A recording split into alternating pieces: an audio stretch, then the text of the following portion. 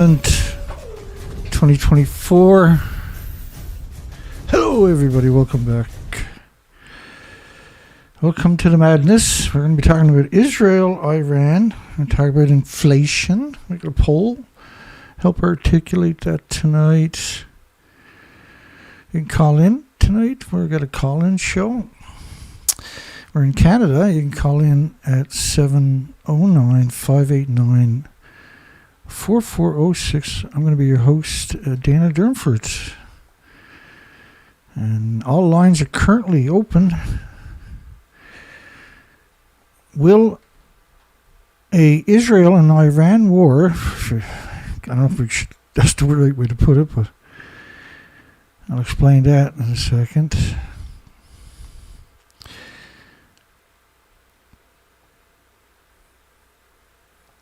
All right.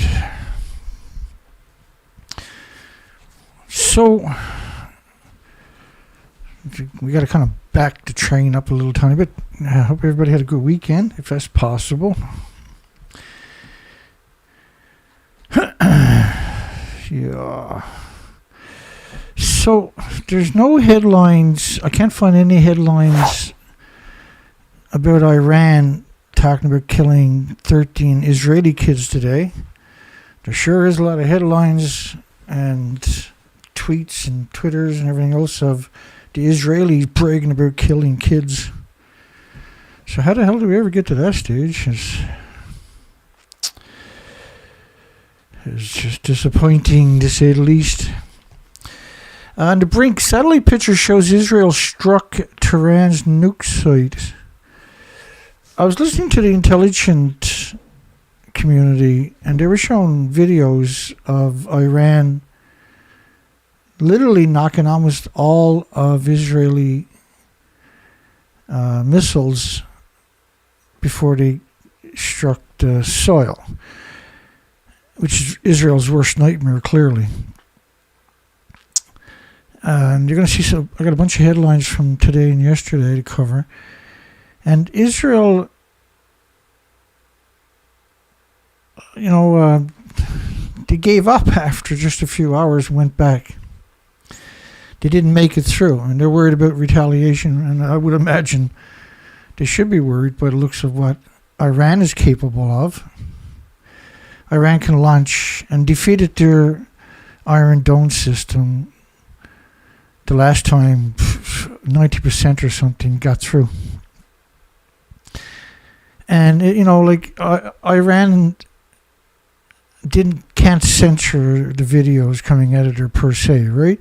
So everybody got a cell phone, and this was the intelligence agencies were making this point, was that if Israel did strike it, first off, Israel would have had videos and they would have been gloating about it because that's what they do. They didn't produce that stuff. And then nobody else did either. There was no independent footage. I mean, everybody, their kids, their aunts, their uncles got cell phones. And as we've seen with everything else, videos will come out when it's appropriate, right? When it's significant. And so we're not seeing that. And then Israel went straight back. And not only that, it was really interesting because you're going to see these headlines coming up that you got Germany, you got France, you got United Kingdom, you got American presidents, prime ministers, coming out and not suggesting, but saying that Iran better not strike Israel back. Israel's been wrecking everything for how many decades now? We can't even count it. Iran hasn't attacked anybody. And Israel, of course, funded Hamas in order to be able to use them to demonize. They gave them $1.4 billion or something, so that the Palestinian Authority couldn't have any clout, right? But whenever you see a headline like this and there's no prosecution from it, there's no denouncing it of the administrations in Israel, for instance, in the Zionists, that's quite concerning, isn't it? So suggesting that the pictures, but they don't show us the pictures, is really interesting. We'll get to that story coming up. what we're seeing is this zombie mentality from politicians. So I'm going to take you back 10, 11 years to Patrick Clausen from the Washington Institute, I think it was. And I put pictures in there to articulate what he was talking about. He was talking about how America gets to war, how they got the Vietnam War, how they got et cetera, et cetera. I'm going to play that clip because that's really important as a foundation, because they're here saying that it's hard to see how this president can get us to war, so it would be best if somebody else starts the war in Iran. In other words, a false flag event. And he articulates that statement by quoting what is apparently false flags.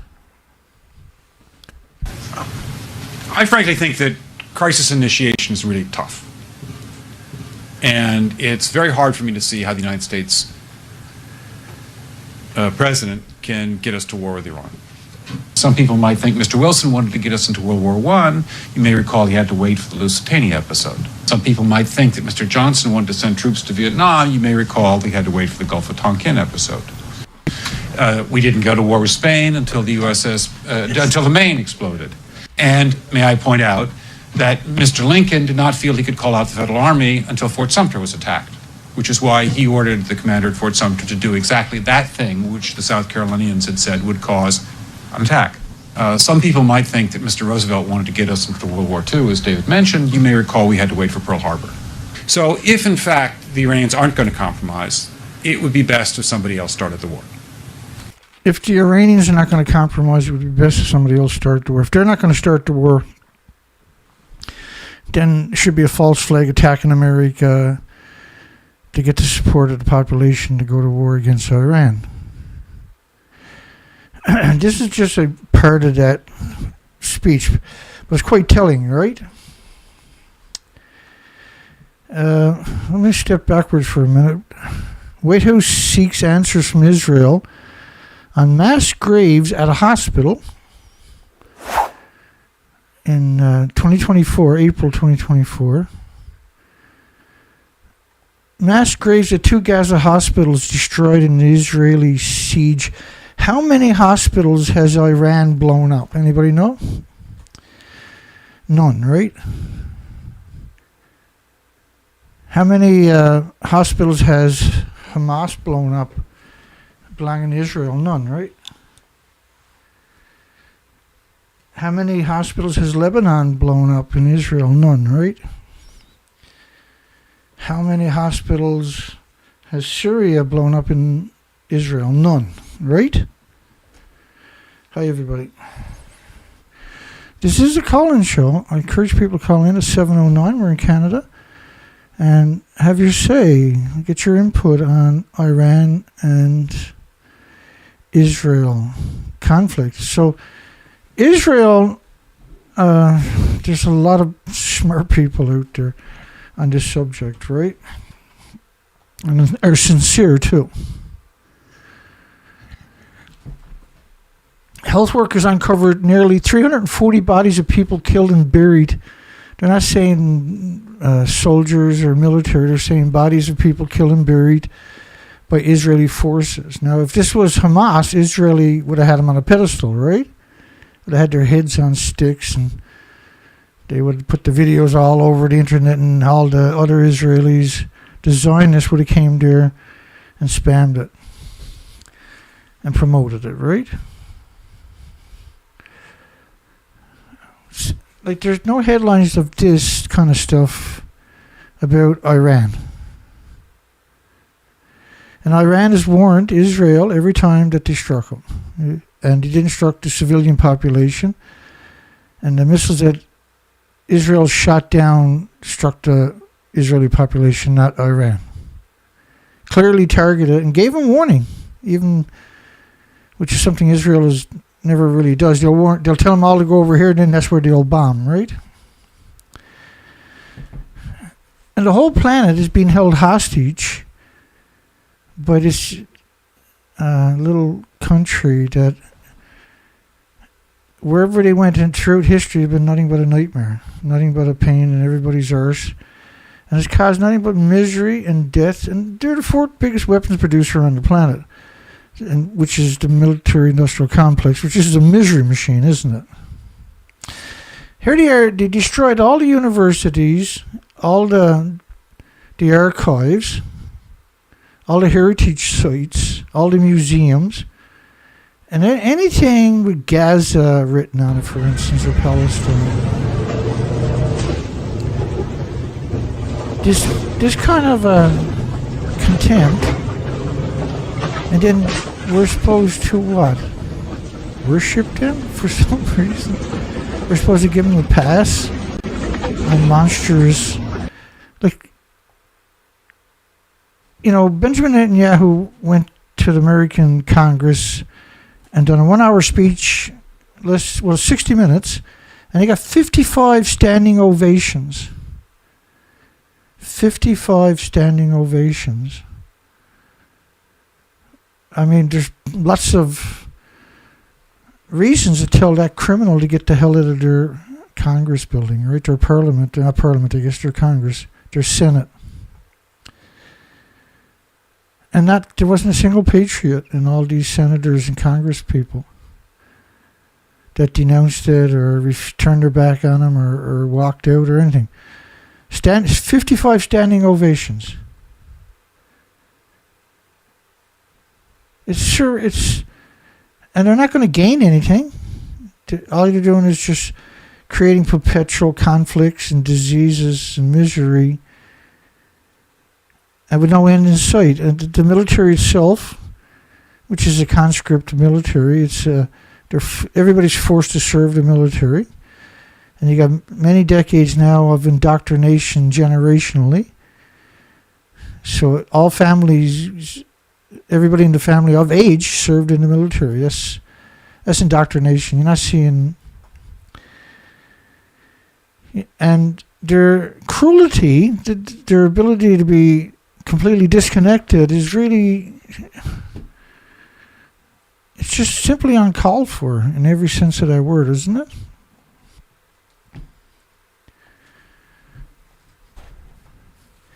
Israel strikes on Iran should be the end of it, says the United States. Well, who the fuck are they to tell anybody anything? These politicians, really. U.S. says the airstrikes against Iran should be the end of the direct conflict. Well, Israel has been attacking everybody over there nonstop. Iran finally strikes them back, and now is like, oh, you can't fire at Iran. You can't use missiles, Iran. The whole thing is absurd, isn't it? It's childish too, and the people, the players, the actors, the politicians, they're not childlike. They're childish.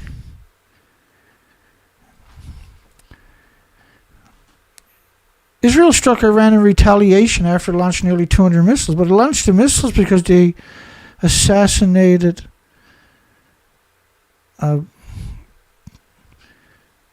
The assassinated guests of Iran, for instance. The assassinated people that are in a so-called safe haven, right? And that's enough to start a war for any country, basically, unfortunately. But, I mean, this has been going on for a very long time, way past Stuxnet. They've been assassinating all kinds of nuclear scientists, for instance. But that assassination of key people like that means the next key person is just going to step up, and they have more incentive to get the job done. It has never been successful. A senior White House official said that Israel has responded to the attack as an exercise of self-defense. Like, what are you talking about? Iran hasn't attacked Israel. And you can say that Hezbollah is their proxies. You can say that kind of stuff, right? But United Kingdom is Israel's proxy. United States is Israel's proxy. Germany is Israel's proxy. France is Israel's proxy. Canada, New Zealand, Australia, etc., etc. Europe is Israel's proxies. And Israel is getting all their weapons from their proxies. They're getting technical equipment from their proxies. And all they're doing is going out attacking people that don't have thousands of tanks, that don't have jet fighters, that don't have sophisticated drones, don't have satellites, that don't have a navy, that don't have a way, the equivalent. They've never fought somebody that was equal to them in capacity, right? And in fact, they've viciously mauled for decades the Palestinians whose only weapon is rocks, like David and Goliath. And they got a tendency to use names from the Bibles to justify their terrorism. What Israel is doing is clearly terrorism. These Zionists. This is clearly terrorism. And that 1/7 of the population or more is the ultra-Orthodox Jews. And all they read is two books, the Torah and the Talmud. They don't learn math, basically. They don't learn science. They learn Torah and Talmud, which calls for just perpetual genocide and Armageddon. And they're very vocal and they're very, very crazy. And they're freaks. They're literally freaks of nature because they're literally a mental illness, their personalities, because they're only indoctrinated to two books that suggest that they're somehow the chosen people. Well, who chose them? God didn't write that book. He didn't write the Torah. He didn't write the Talmud. Somebody wrote it.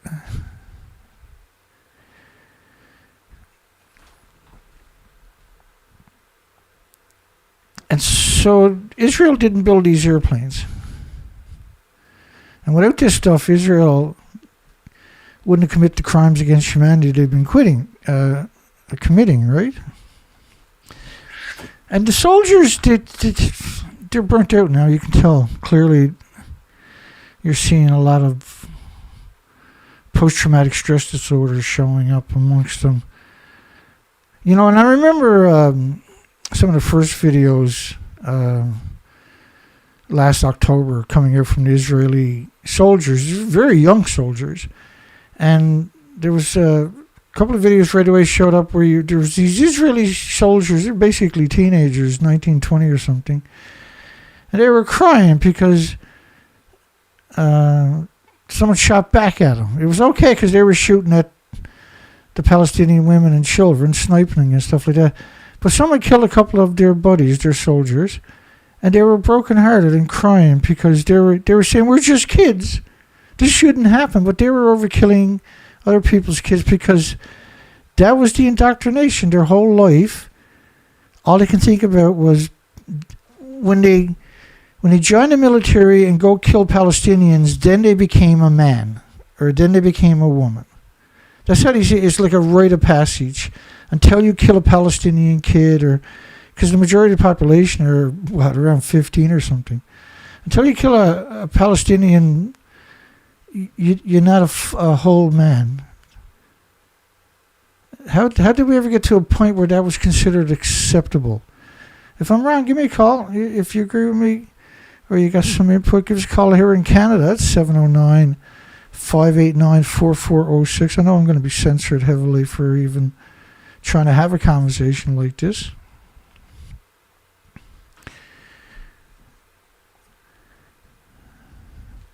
And then we have the ideology. We're going to get to the recent stories from today in a moment.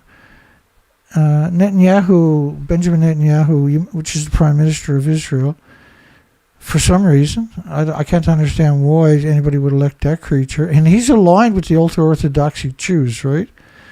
You must remember what Almanac has done to use as our Holy Bible, which is the Torah and the Talmud.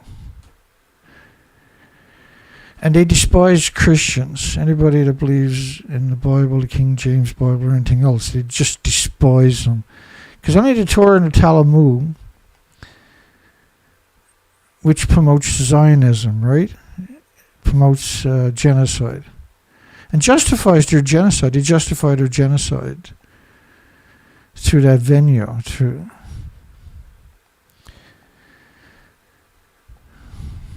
Israel army kills top Hamas commander in the West Bank. Like, I don't understand why they do that, because you murder him, right, in their ideologies. And then he's going to be replaced with somebody who has even more incentive. He's not going to stop it. You're not going to stop an ideology by assassinating some commanders. This is a vast army of people. They expect to die, the majority of them, right? So being a useful idiot, a soldier in the military, in this kind of a conflict, like how can the Israelis go into Palestine and do what they've done? And then justify it, because just bear with me. It's on the wrong page, we'll get there. Let me show you some examples. I've never seen any pictures of Israel that look like this.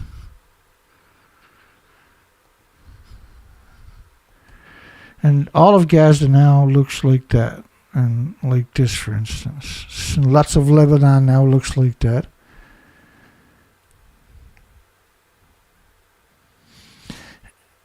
And they're so self-centered, right? They're not only that, everybody that survives now hates Israel's guts. So if you want to create perpetual enemies, this is your best way to do it. Is go and blow up an entire country, kill the Palestinians, which some estimates are up to 400,000 women and children have been killed because you can't dig them out from under the rubble.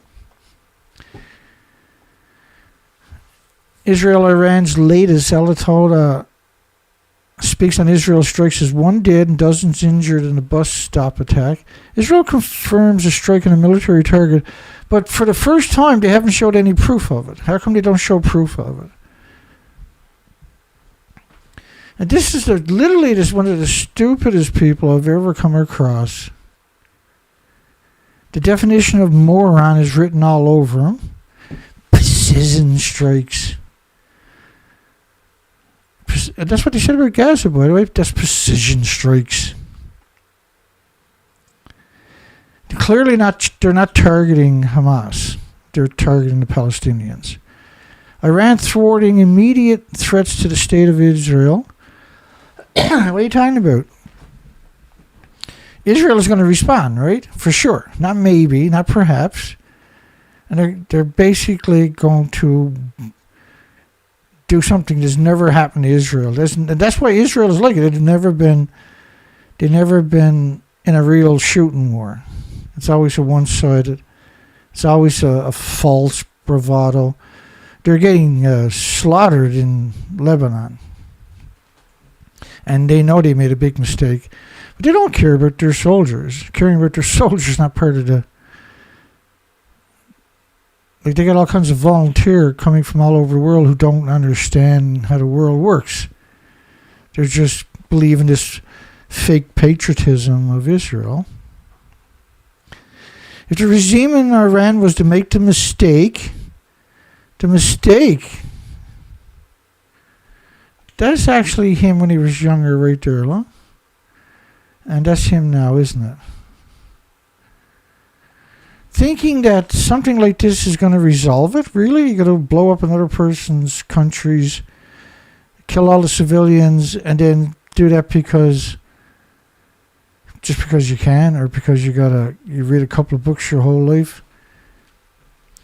Obligated to respond. Well, Iran is going to come back 10 times harder. Iran will hit you in Israel with thousands of missiles, and you can't stop it. They'll overwhelm your Iron Domes and the other defense weapons you have.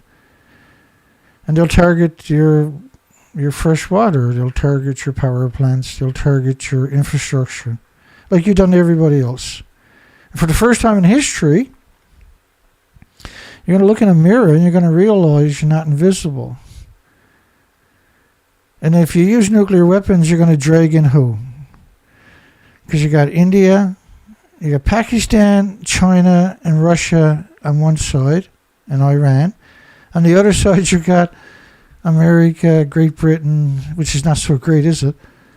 France, and Germany. They're going to, amongst others, are going to support some idiot Israel. But the minute that you lose your power, the minute you lose your water, the minute you go into the dark age and you start a war like this, Iran is not going to let any oil get out of that part of the country. You're going to see inflation worldwide, immediate, and it's going to be vicious. It's going to be sustained. Because Israel's too stupid to give it up. This is what they clearly want. The reality of it is, isn't it? All those who threaten the state of Israel, all those who threaten it, unless you're with Israel, then, like, it's the most idiotic statement imaginable. How did the Palestinian children threaten Israel? Well, Dana, they're going to grow up and they're going to want to get away from the misery. They're going to fight back. So you kill 13 Palestinian kids, a single soldier in a single day. Do you think that's the only day he done it? Do you think it's really the only soldier that's out there doing it? And do you think it's not the norm? Do you think, because he's clearly proud of it. He didn't admit to killing 13 children. He bragged about it. He took great pride into it.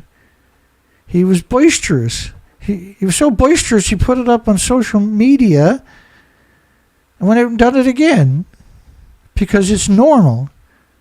But it's not normal. Imagine if an Iranian sniper killed 13 Israeli children today, put that out on social media. Like, just because the media turned their backs on humanity and just because politicians are doing it, we shouldn't do it.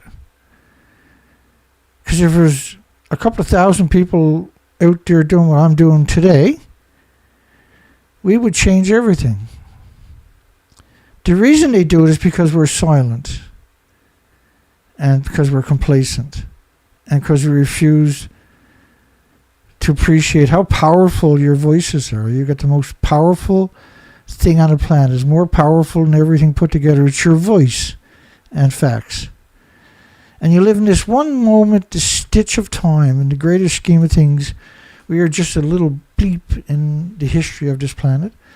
And we have the ability that is unprecedented throughout history to reach out and talk to humanity. Some of us will make it out there. Some, like myself, are going to be incredibly censored.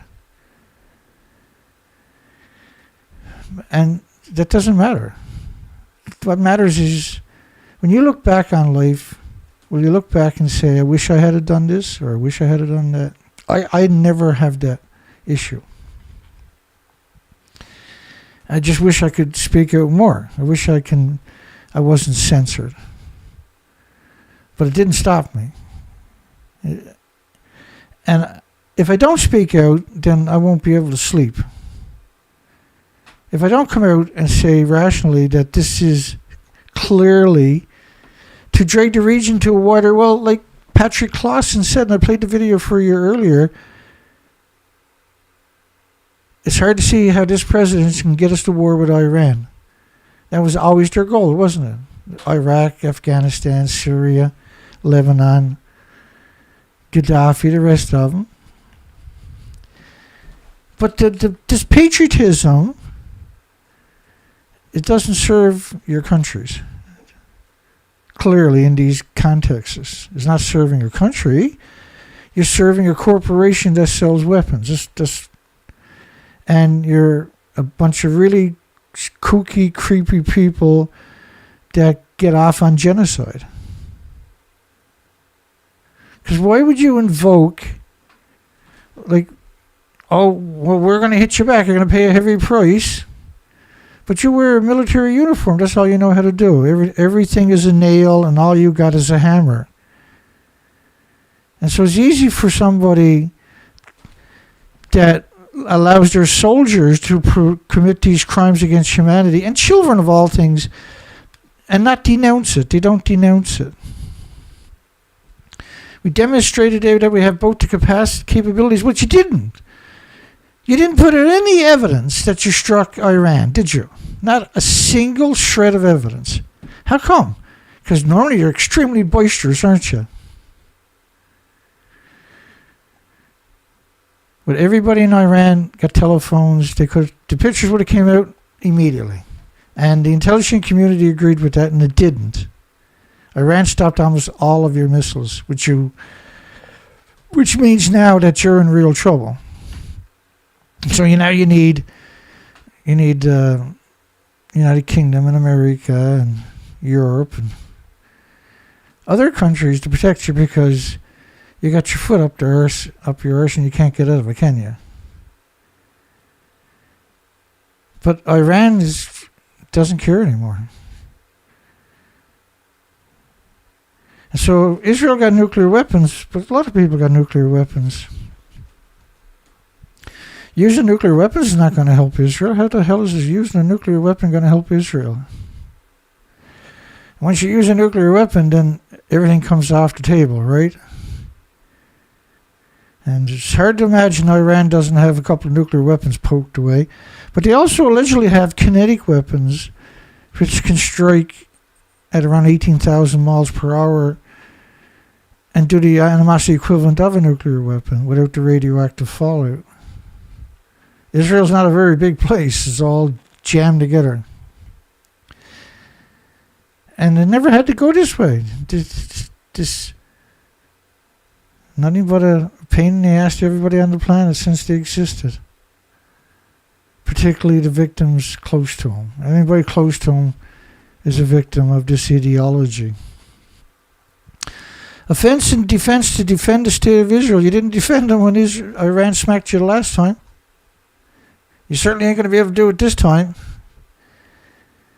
Now Iran sends in 1,000 or 2,000 or 3,000 or 1,000 every day for a couple of weeks, or even for a couple of days. All your infrastructure is gone.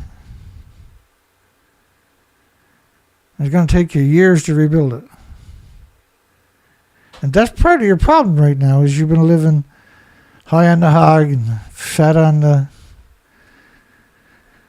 welfare state, right?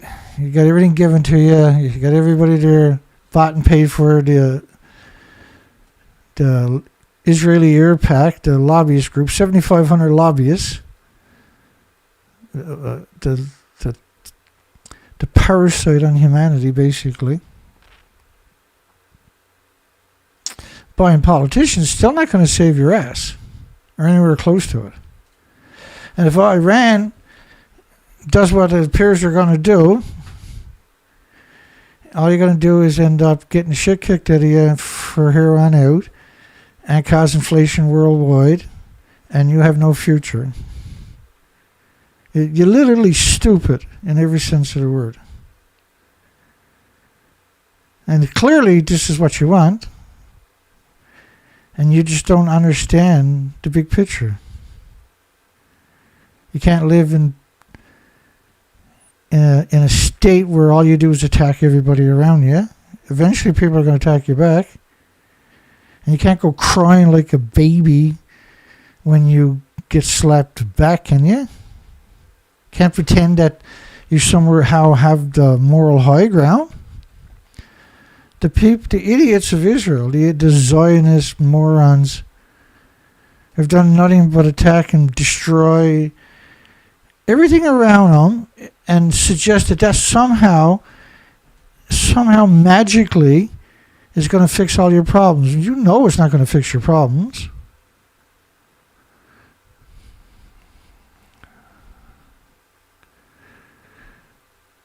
Bear with me. You know,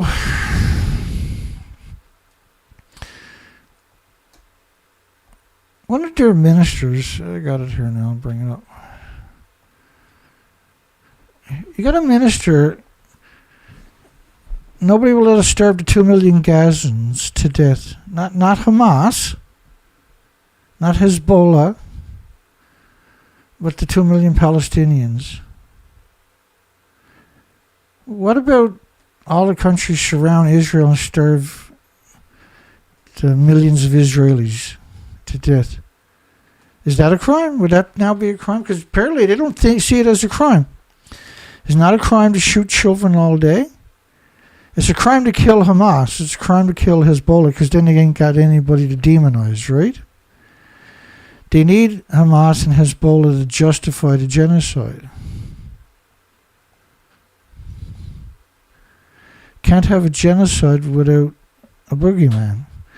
And the Palestinian children with rocks don't quite quantify as a boogeyman, does it?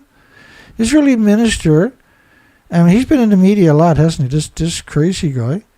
Said that it might be justified and moral to cause 2 million Palestinian civilians to starve to death until Hamas returns the Israeli hostages. But they got over 10,000 political prisoners right away. So, this ideology is so two-faced, it doesn't understand what's real and what's not real. It might be justified and moral to starve 2 million Palestinians to get back 100 Israelis. Moral and justified. Justified and moral. So 2 million people, 100 Israelis is worth more than 2 million lives, are they? Really? But that's that ideology. This generations of inbreeding with the Torah and the Talmud as their ideology. And everybody got to be a soldier, whether they like it or not. Very, very few conscientious objectors in Israel, right? There is some, but it's pretty rare. The peer pressure is overwhelming on top of that. The Prime Minister of the United Kingdom warns Iran should not respond to Israeli strikes. Why not? Why wouldn't you? Really? Israel's going to respond to their strikes, so Iran can't respond back. For the first time ever attacking Israel, this 2024, after decades of Israel being a piece of shit to them, they finally can't take it anymore, and they fight back, and they're not allowed to respond because some shit for brains Prime Minister said. It's hard to comprehend that. Now, the only reason he would come out and say stuff like this is because Israel's shitting in their pants. Right? That's the only reason that he's showing up in Germany and France and the United States are showing up and saying that Iran shouldn't attack back is because Israel failed in their so-called attack. And now they know Iran could beat the shit out of them. And I mean, like Prime Minister Benjamin Netanyahu was still hiding in a bunker when all this was going on. There's videos of him running to his bunker.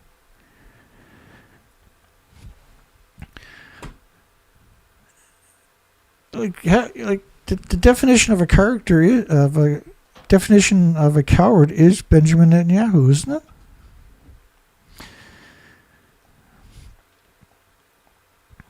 Warns Iran should not respond to Israeli strikes. I am clear that Israel has the right to defend itself, but Iran doesn't have a right to defend itself. Iran, what? Why should Iran sit there and take it? And if the truth was to be known, there's probably very few politicians would be upset to see Iran beat the shit out of Israel. Yeah, they might be bought and paid for by the air pack, the Israeli lobbyists. But most of them would secretly sit there and laugh their arse off when Iran kicks the shit out of Israel. Because that's what's going to happen, isn't it? Israel can't defend against it.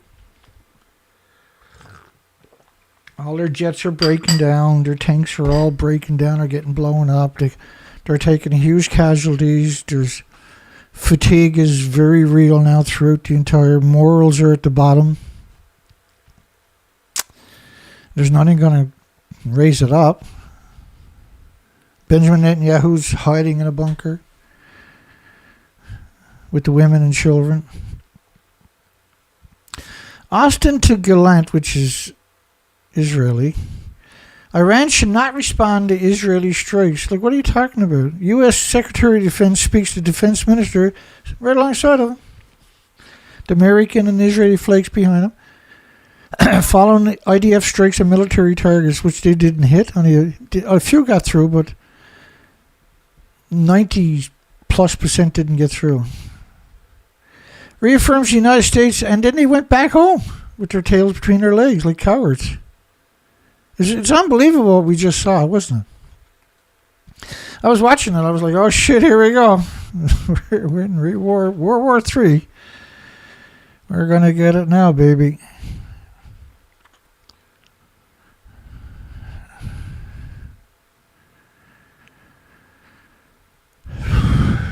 It's going to play out, that's right.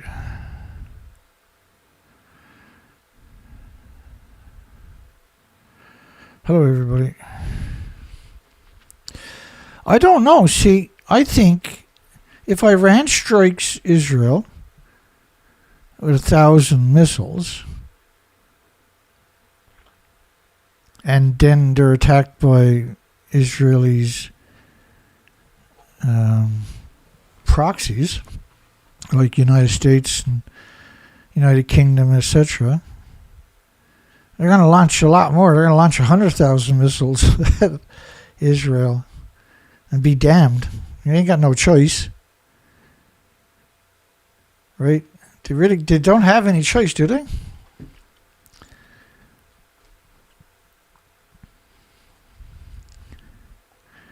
I mean, imagine all these people coming out. It was the strangest thing to read these headlines. We'll get through them.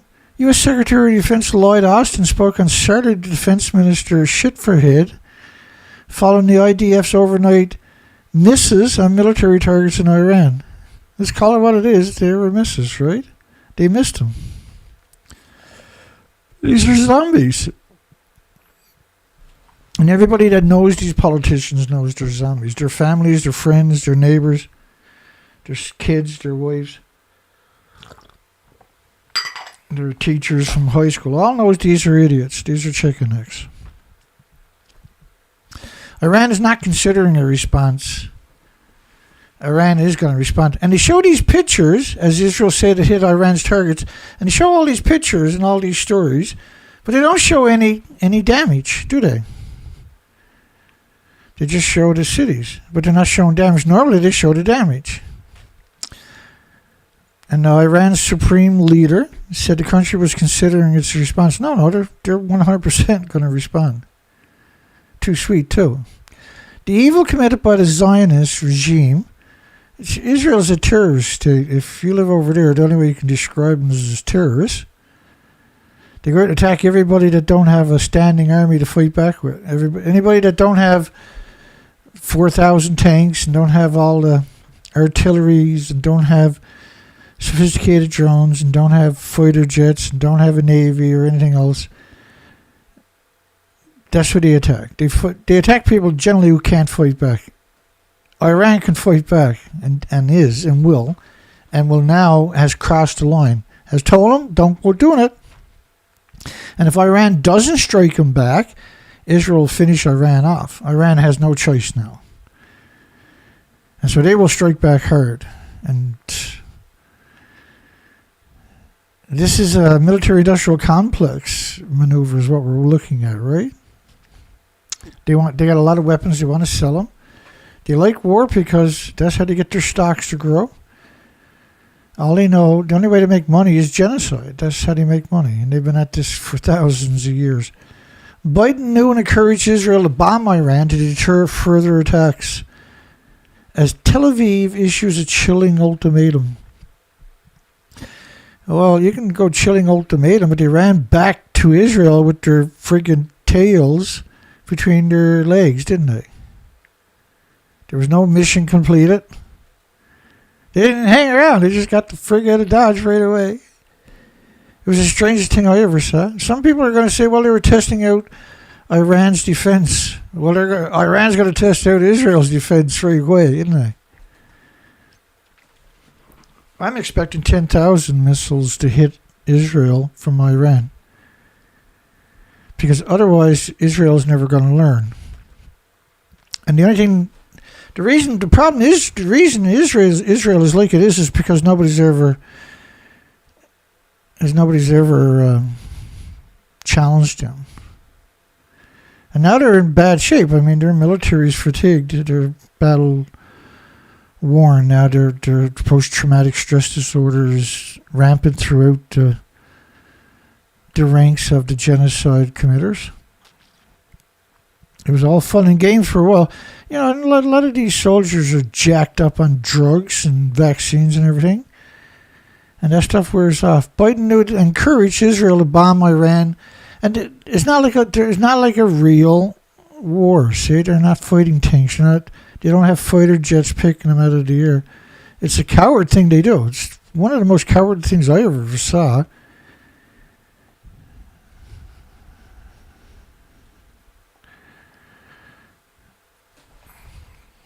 And the indoctrination, though, is, my goodness, isn't it? They've been using all the Zelensky's, Ukraine's, the 155mm depleted uranium rounds for their tanks and for their big heavy artilleries, and they got a lot of those machines. Is the 155mm Dolram depleted uranium low-level radioactive material. So they're contaminating all the land anyway, permanently. A senior White House official announced that the president worked directly with the Israel Prime Minister Benjamin Netanyahu, who's wanted now for crimes against humanity, right, by the international courts, to design a response that serves to deter further acts against Israel, reducing risk of further escalation. No, Iran said, if you attack us, we'll attack you back. We're tired of you attacking us for decades, and we're just not going to take it anymore. And they've been prepared. And we haven't seen anything ferocious yet. But I can tell you right now, it's definitely coming. And trying to get at Iran's, which has thousands of miles of underground cities for producing drones and weapons and launching weapons and drones and everything else, they got to nuke the entire country in order to shut that down, and might not even work then. They have incredible installations inside the mountains that they can't possibly get at. And then the condemnation worldwide will be severe for using nuclear weapons. And rightly so, and appropriately so. And they're spoiling it for everybody and all the species. That's all they're doing. Because they read 2 books and they're so invested, right? They're so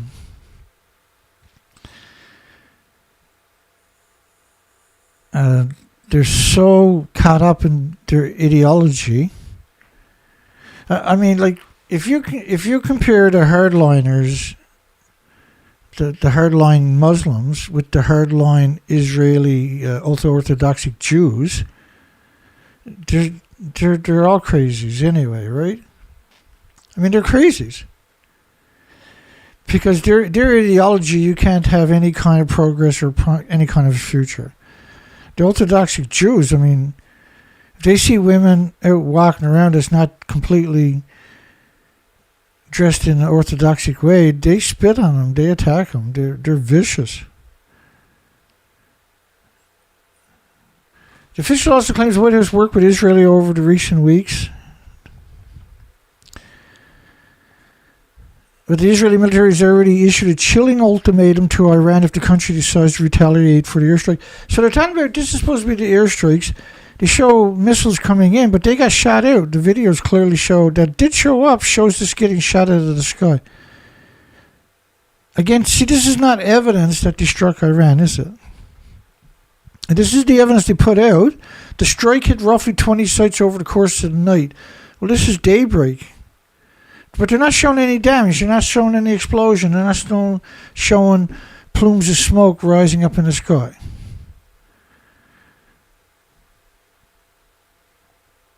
And this is quite a departure from what we're used to. Because normally this is the kind of stuff that they'll show you, all right? They like to brag about the carnage that they commit because it's never been done to them. It's funny to them, see, because it's never been done to them.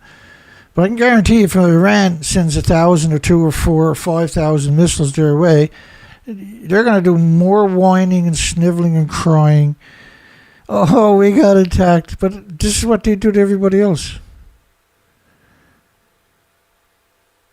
And then part of their ideology, of course, is the world turns on Israel. The Torah and the Talmud, right, calls them God's chosen people. And what that really means, though, is that if they live in Jerusalem, God is going to come down, eventually destroy the whole world to save the Zionists, and then only those in Jerusalem will go to so-called heaven.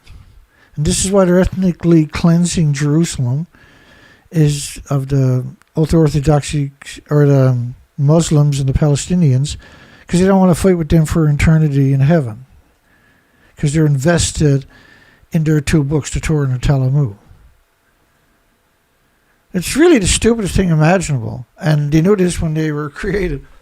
And they were created by Zionist Jews that helped kill the Jews in Nazi Germany.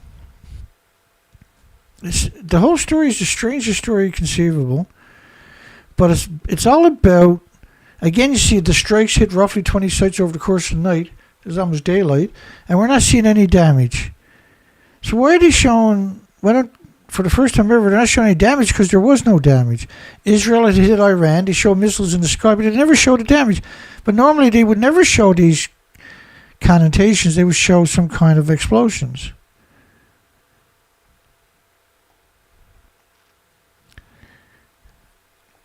It's unbelievable. We demonstrated today we have both the capabilities and the resolve to act decisively. But you didn't, did you? You didn't do one or the other. You went down, you got defeated, and you ran back home. And then you got America, United Kingdom, Germany, other countries to come out and ask Iran not to attack you. Not to give you what you deserve. Because clearly you deserve what you've been doing. Whatever you're doing to your neighbors, you deserve to have it done to you, don't you? You're not special. And you done it because you didn't think it could happen to you. There's the only reason you're doing that stuff.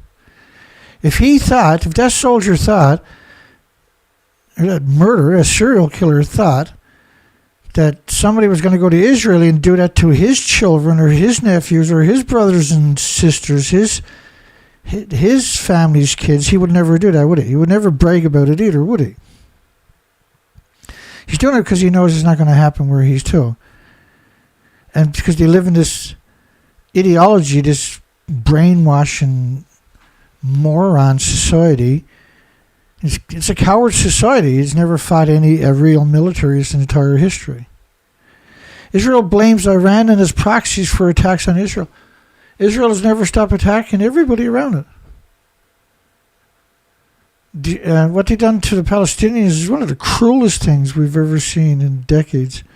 Decades of just barbaric acts against people that couldn't defend themselves. And this is how they built up their courage, right? By attacking people that can't defend themselves. And then they think of themselves for some reason as warriors.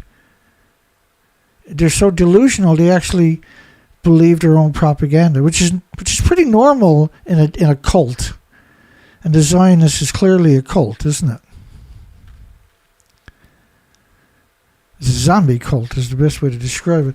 Israel has been at war with Hamas in the Gaza Strip for more than a year, for decades, right? When Arafat was around. Not just a decade, a year. Like this video, this picture, this depiction, this story of a serial killer from Israel is 2014.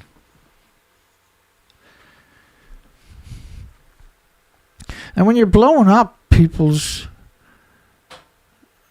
cities and countries like this, you really think you don't deserve to get a little bit back.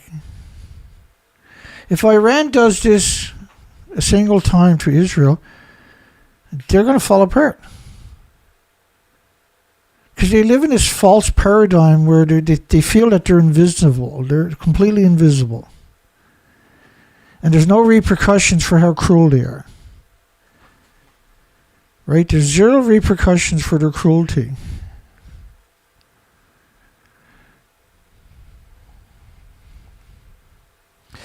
And the Palestinians, these are people. They don't seem as people, though. I remember, last year, this young girl put out a message, and she's under a lot of pressure. Their bombing has just started. But how can you not see these people as people? I'm going to play this video. And I apologize for the low quality, but let's play this video and tell me if she's not a person. Why does her have to live in terror? And Israeli children never know this kind of terror. You won't see videos of Israeli children saying, please. I will try to deliver this video to the world. Please do anything. There's no one doing anything about what we are witnessing right now. You see this? This is the view from the window I am standing in the front of right now. There is I am 18 years old girl from Gaza. It does not matter what my name is, because every single child in Gaza is living exactly what I am living right now with my family. There is no electricity, there is no internet, there is no water, there is no food. Basically, my home doesn't feel like home anymore. Okay? We are the victims here. We are human beings. We deserve to live.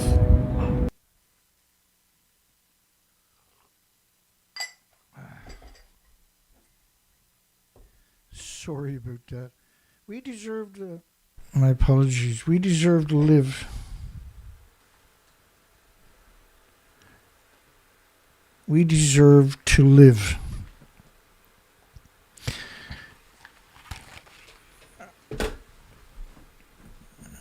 I don't see any Israeli kids putting out videos like that. I don't see any Israeli kid putting out a video where there's planes and helicopters and drones flying unchallenged over their country, doing whatever they want, the most heinous crimes, cowardly crimes, dropping bombs on neighborhoods in the hopes that you'll drive them out of the neighborhood with the ideology to drive people out of the communities, if not kill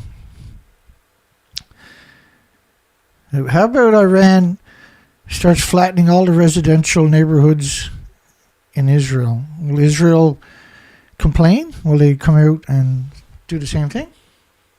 I can guarantee it. But they don't see other people as humans. They just can't.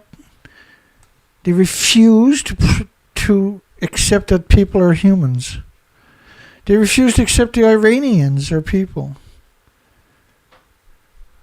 They refuse to accept the Palestinians are people. They're animals. And it's throughout the entire society. I have a folder. I don't know how many people, probably 100 well-positioned people calling Palestinians human animals.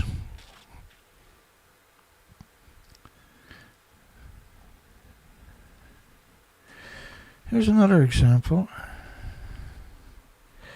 Erase Gaza. A genocidal rhetoric became normalized in Israel. And it is normalized. It's 100% normalized. That is the normal.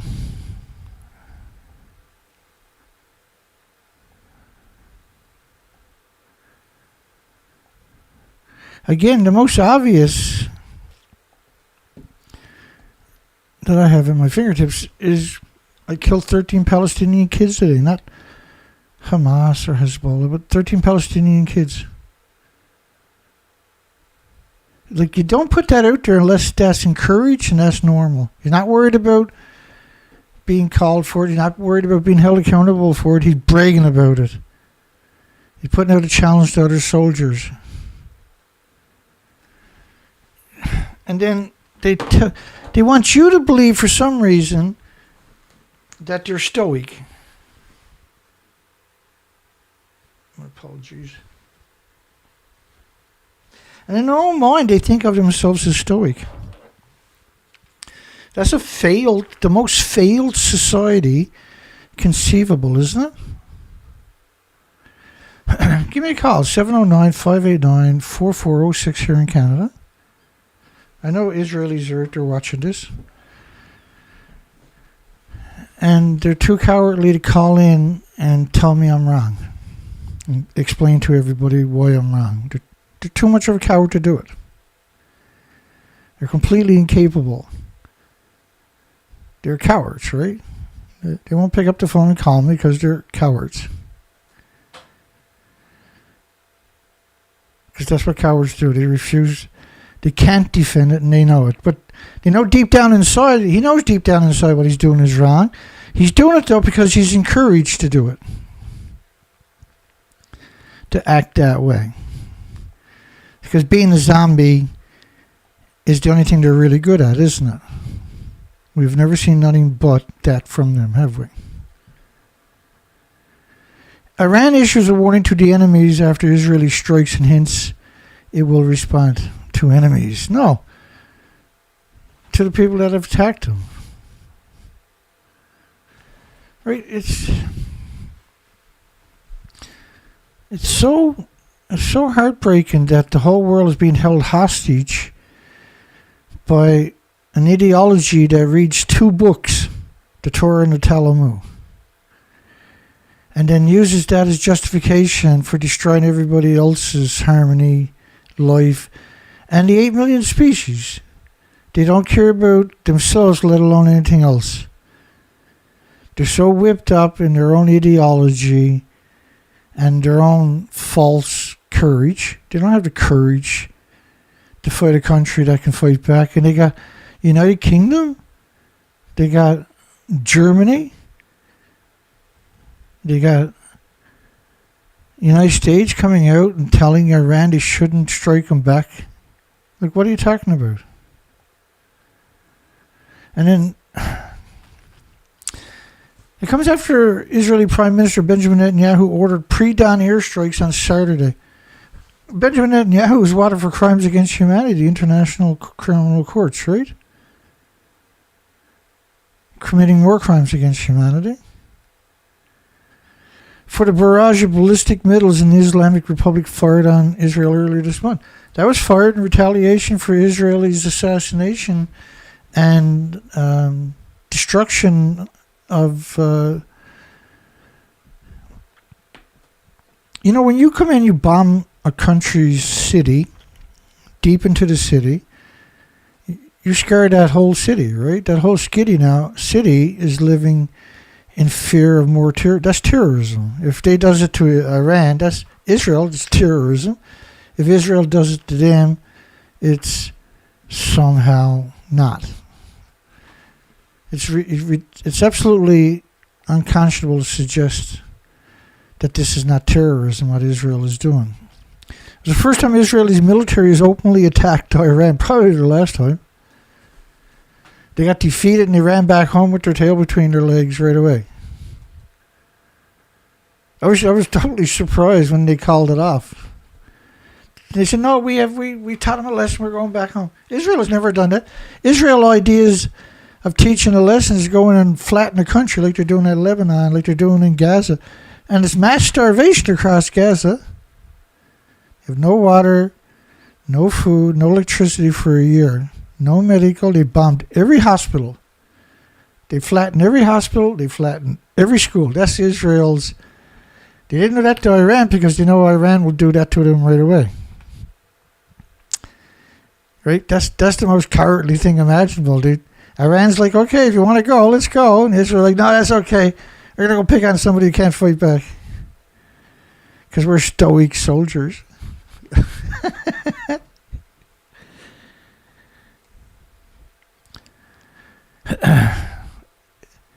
I really like. It shocks me that they're such cowards. Iran says, "Let's go. You want to throw down? Let's throw down. We'll send you hundreds of thousands of missiles." It's like, no. You call up, United Kingdom, can you come here and yell at Iran and tell them not to pick on us? There was an ex-Israeli IDF soldier, intelligence agent, to your left there, and she talks about the October 7th of last year, which nobody can understand how all these fighters came across the border and done the damage without being challenged till the very end of it. It was a really interesting clip. Oh, hang on here.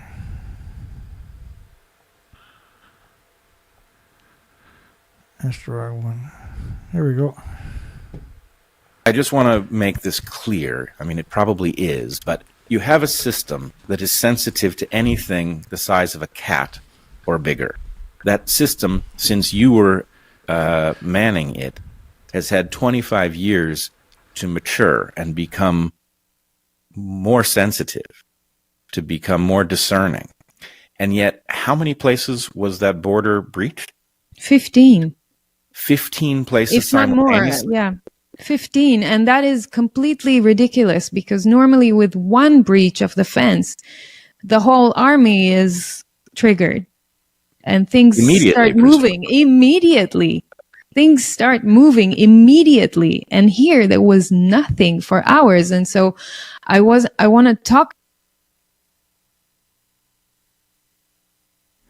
So how could nothing... Just bear with me there. How could nothing be done for hours? They breached the fence in 15 places or more, which was able to detect like a cat walking past it. They normally would have shot the cat, right? Just for kicks. Because, hey, that's what they do. They're over in Palestine killing. If there's a dog, if there's a cow, if there's a goat, if there's a sheep, it's getting shot the minute they sees it.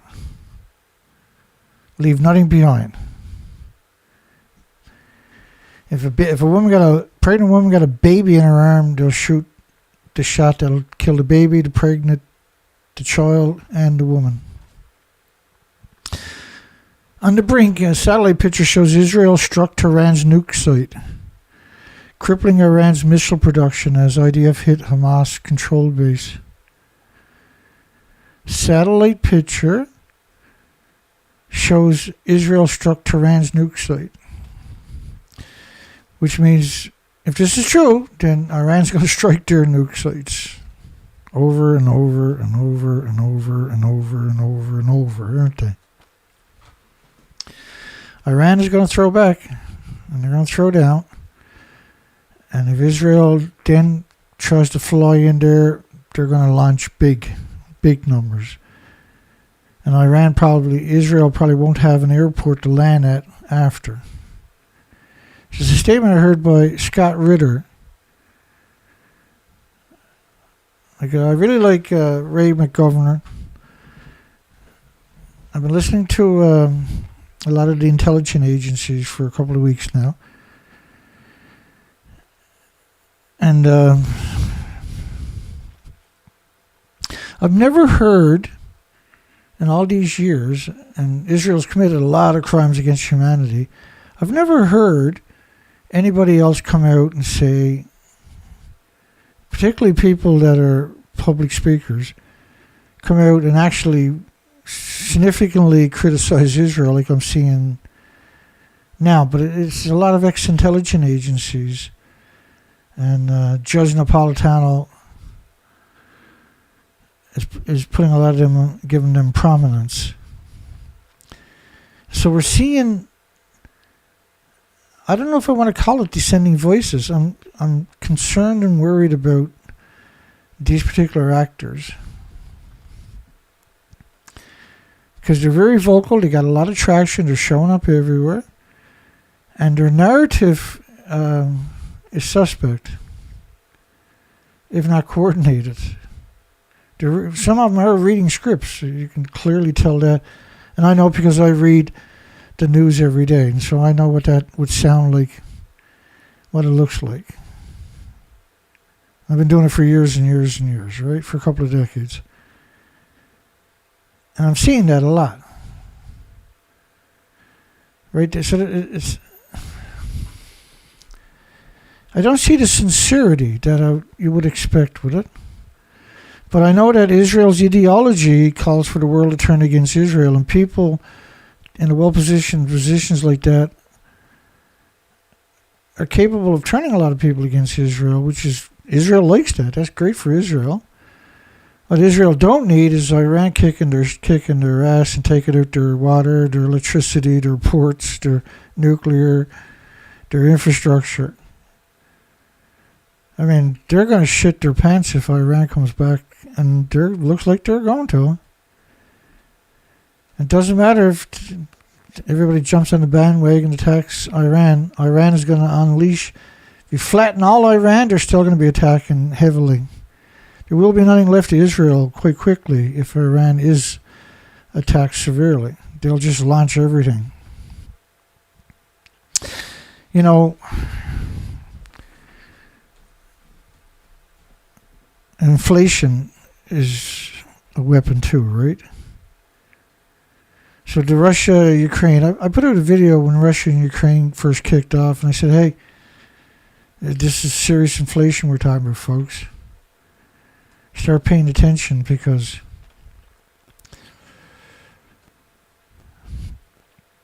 it seems like our biggest enemy on this planet are soldiers. Because you can't join the military, per se, because if you can't join something, you can't quit. If you enlist in the military, which is a better word for it, you can't just get up and walk away. Well, I don't want to do this no more, and walk away, because you can't disobey an order, for instance. And you can't walk away. You can't say, well, I'm not going to do that, I'm walking away. Because there's severe repercussions, right? So if they tell you to kill all those kids in that house, you got to kill all those kids in that house. And then, like after the Iraq and Afghanistan, I mean, what they done in Iraq and Afghanistan was to benefit Israel too, wasn't it? You have millions dead, millions missing, millions in refugee camps, millions unaccounted for, millions of orphans. To get 10,000 Taliban. Done that in Afghanistan, then they went over to Iraq, and there's millions dead, millions missing, millions of refugee camps, millions unaccounted for, millions of orphans, to get the rest of the 10,000 Taliban. And for 10 years, there's 18 soldiers a day committing suicide after that. There was 29,000 rapes in the military a year, average. Each other. Imagine how many they're raping in the countries they're occupying. Because that's the best way to create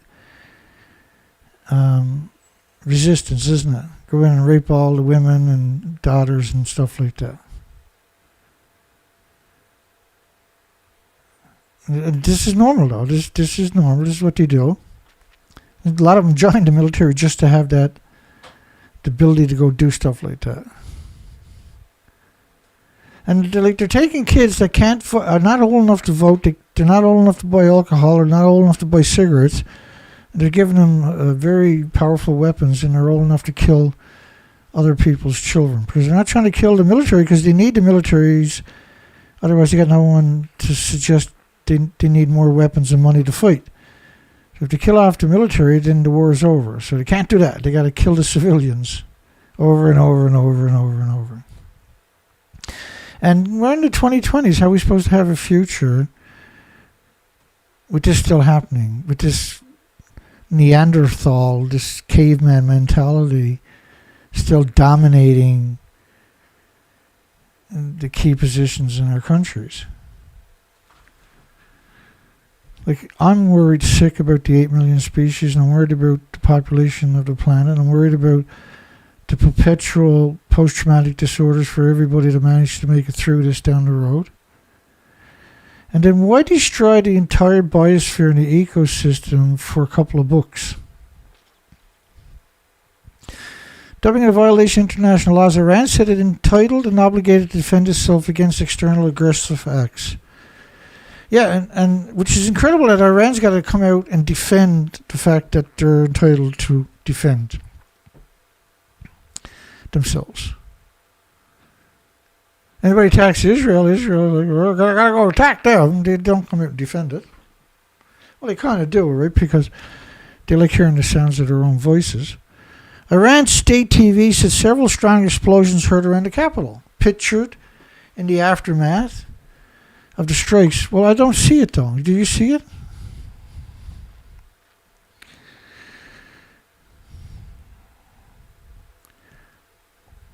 Like, there's no explosions in these pictures, but they're talking about pictured in the aftermath. Wait for it. Pictured in the aftermath of the strikes, according to Reuters. What do you mean in the aftermath? I've never seen that before. It's nighttime. This is a picture in the aftermath. Or it's just a picture from years ago. Who knows? But why wouldn't you show us the picture of the explosion? Because there's cameras everywhere. Surely you would have had a picture. Not a single picture showed up in the media. Prime Minister Benjamin Netanyahu takes shelter in a bunker overnight. Like a coward. Hides away with a bunch of guys in the stupidest looking uniforms ever created. Really, right? There's nothing heroic or stoic about being a soldier or a military person. You just participated in mass genocide and destruction of the biosphere and the ecosystem and set humanity back 1,000 years each time. Why ain't we trying to have a future? Because what we're talking about here is not trying to have a future. We're trying to get rid of humanity forever. IDF spokesperson Daniel Hagari said Israel is conducting precise strikes on its military targets. Whenever I hear that, right, it's the strangest statement because we don't see the attributes that they're suggesting. They also call this precise strikes, don't they? An Iranian drone is destroyed on October the 1st. So what are you showing that picture for? Why would you show that picture, but you won't show a picture of the so-called strike from a few days ago? Why show one from October the 1st? Because you didn't succeed.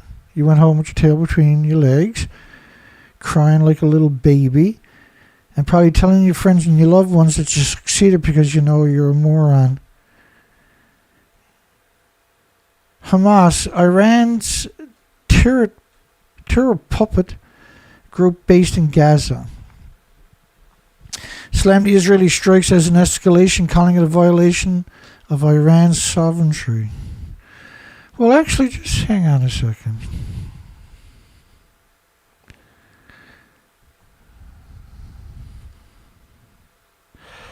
Let me see what I got here.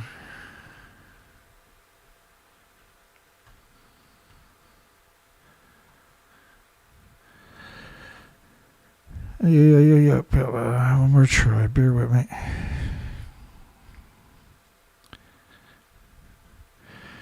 Here's former Prime Minister of Israel talking about Hamas.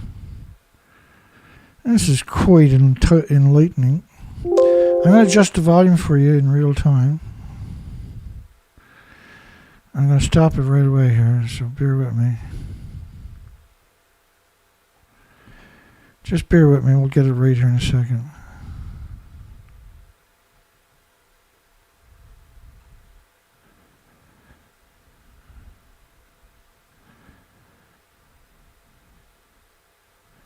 I'm going to put my headphones on. We're not getting volume. Oh, I'm sorry. Let me bring the video up. Oh, we got a problem, Houston.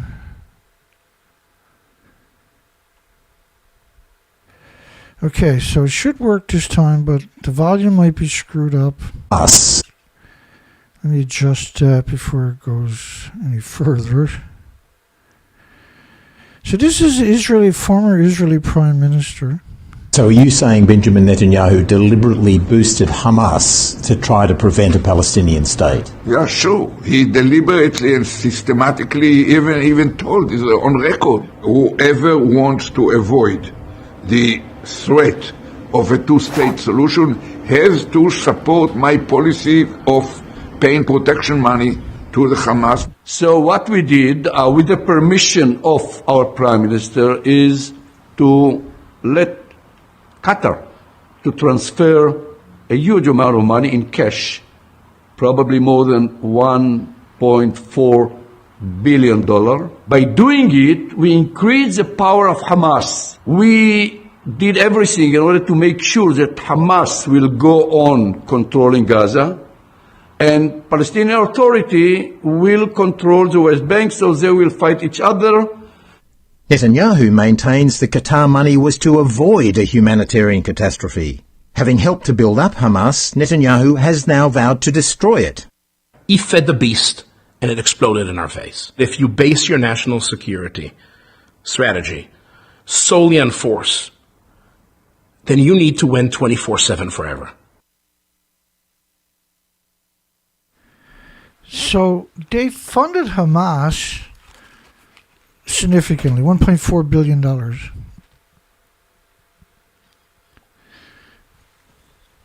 So Hamas is the last one they should complain about. The reason they done it was so they can demonize. They would have someone to demonize, right? And he's not the only person to come out with that narrative, is he? Right? Clearly, he's not the only person to come out with that narrative.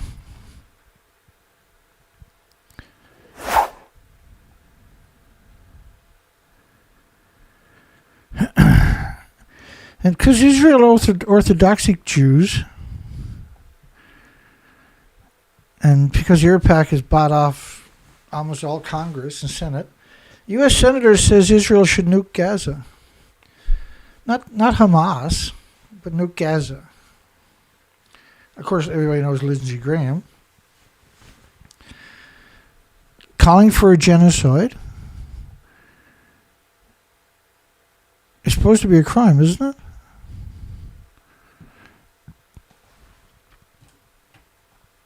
Let me go to another story here.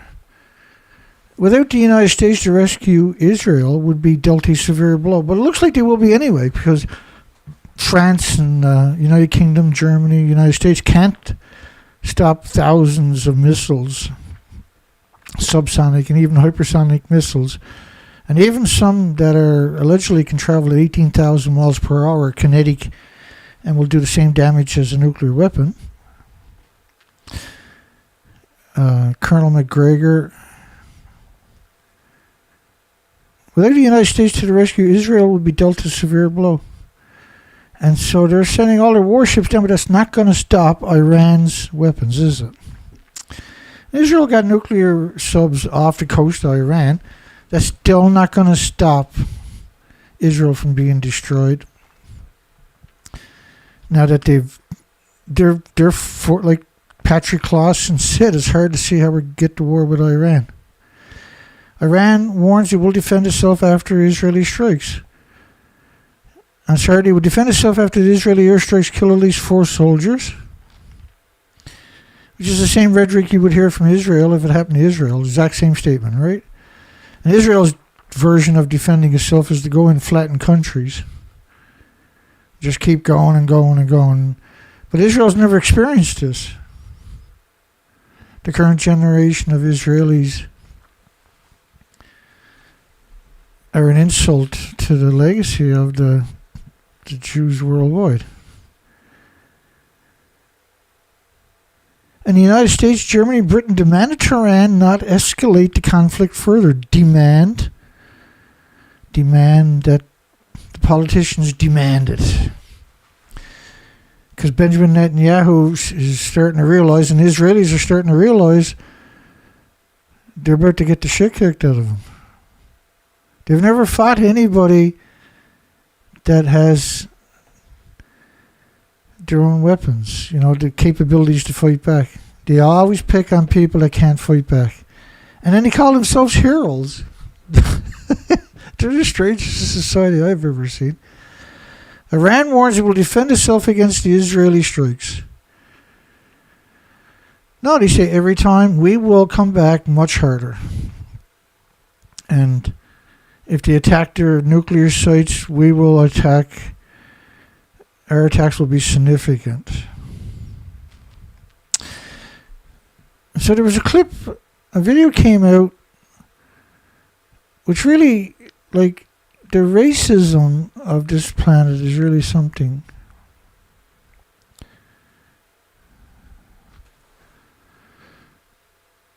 The racism on this planet are really something. So I'm going to play another clip.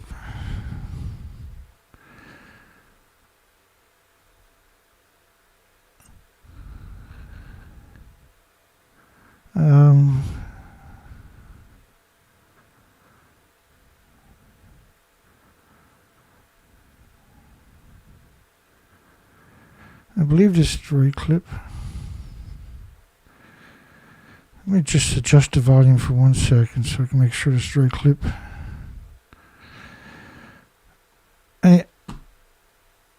This professor, Iranian professor, he's been on the go a lot.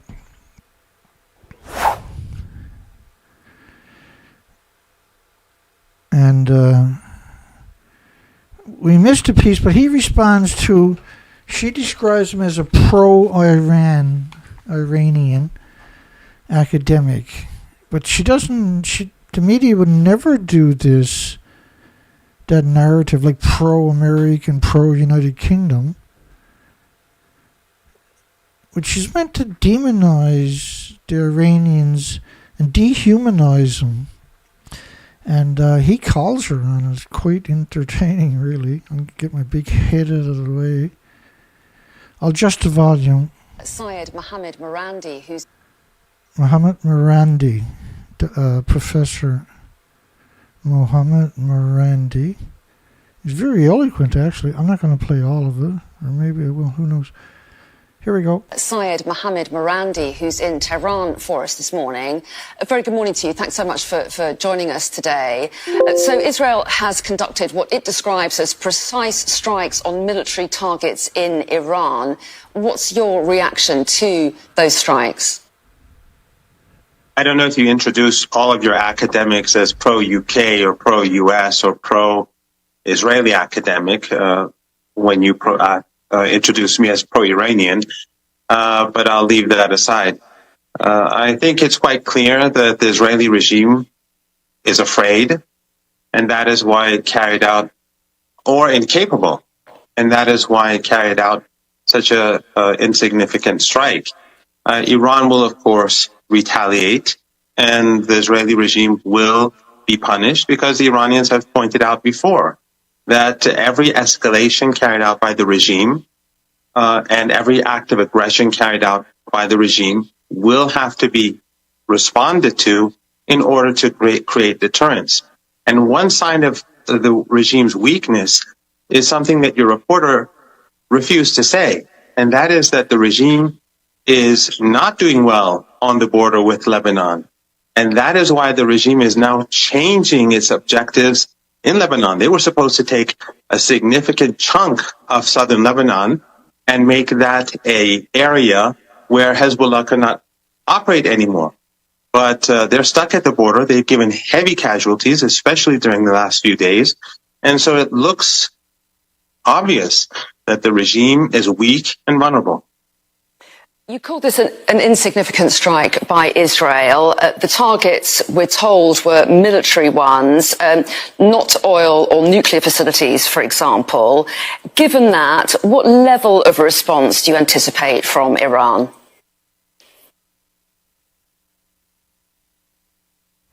And that's quite interesting when they talk that way. Let me turn this down a bit. Like, they're hunting for information. Like, what kind of response? Will it be 1,000 missiles a day? Because if that's so, Israel is done. As far as I can tell, Israel is done anyway. They roiled the beast, and the beast is now willing to stand its ground. Israel can't survive fight with a military that can fight back, that has the ability and the courage and the fortitude to bring it to them. The whole society will collapse because they've never experienced what the victims have experienced. Biden has urged Israel to spare nuclear and oil facilities in its retaliatory strikes. These aren't retaliatory strikes. Israel has been a belligerent entity for its entire existence to everybody, including me and you, unfortunately. Israel targeting out of service nuclear site in Iran. This was France 24, the French government. It crosses the red line. But doesn't all military cross the red line? That's what it does.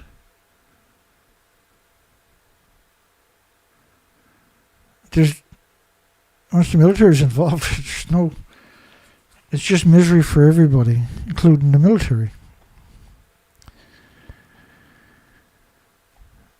A France 24 reporter from Tehran says the Iranian air defense system in the city protects the heavy water reactor in Iraq, was activated and was heavily engaged, in fact. And we've seen that in the back of Mirandi's video.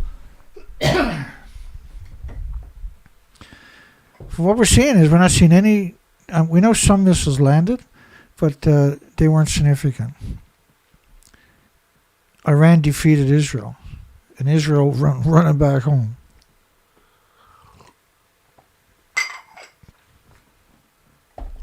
Because I'm pretty sure Iran was close to launching at that point.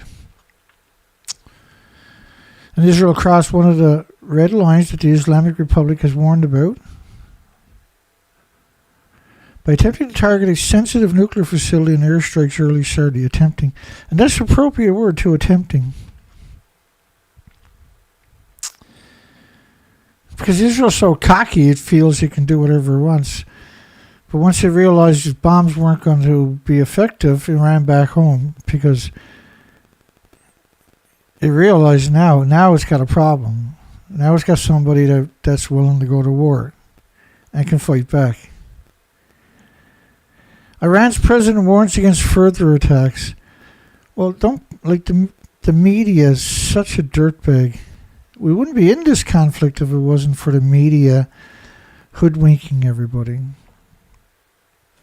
Iran warns it will defend itself after Israeli strikes.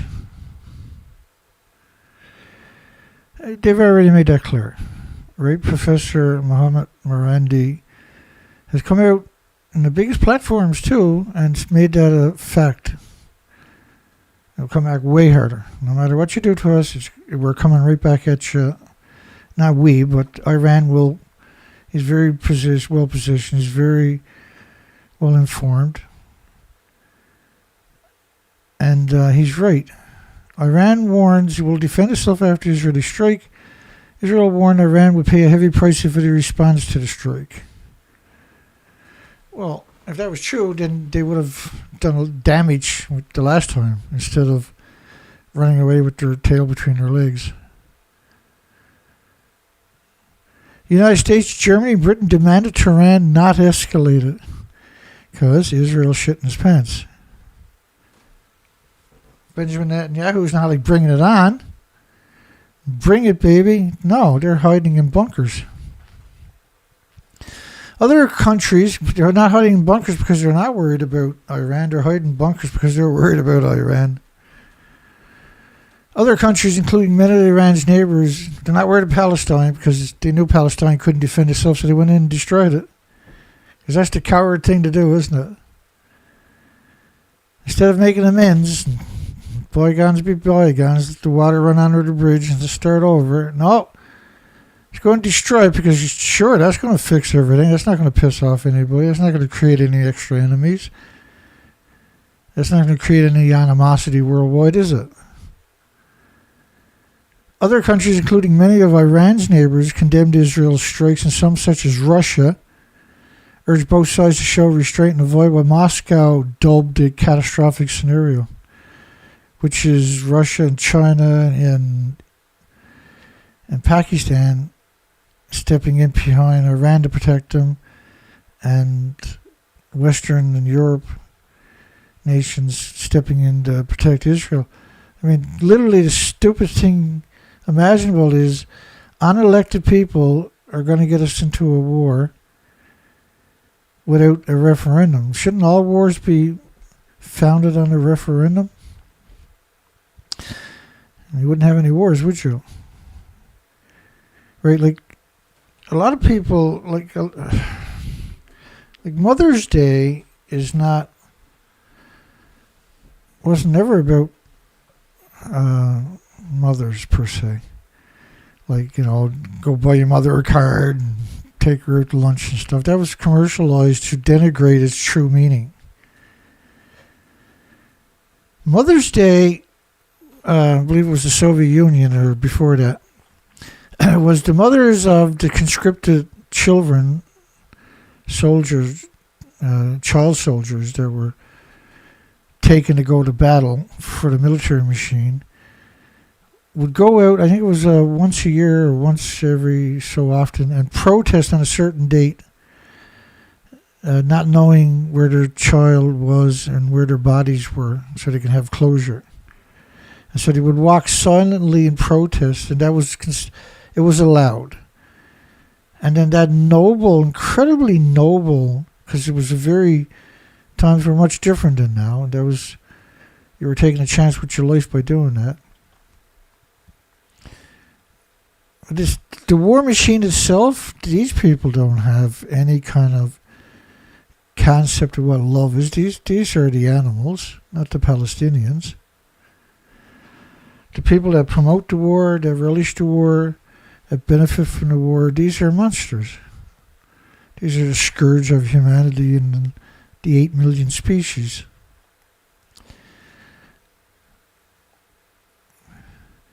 Is Israeli strike on Iran seen as a success by the Israeli population? No, of course not. They ran back with their tail between their legs, and everybody's now holding their breath, hoping that their allies, their proxies like the United States and the Soviet Union and Germany, will persuade Iran not to strike back. But Iran will lose all credibility if they don't strike back.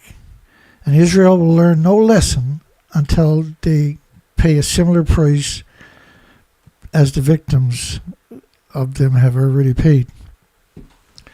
They erased, right away, huge stretches of Palestine, and then they just never stopped.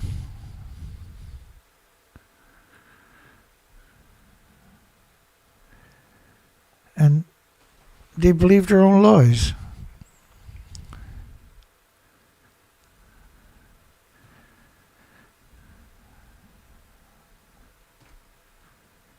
Why do they always believe their own lies? Because the truth will take all the wind out of their sail, right? So, I mean, there's a lot of Israelis will have his picture on their fireplace because they believe so strongly that even the Palestinian kids are not humans, don't deserve fresh water, don't deserve school, they don't deserve electricity. I really never ever thought we would get to a point where there would be an entire population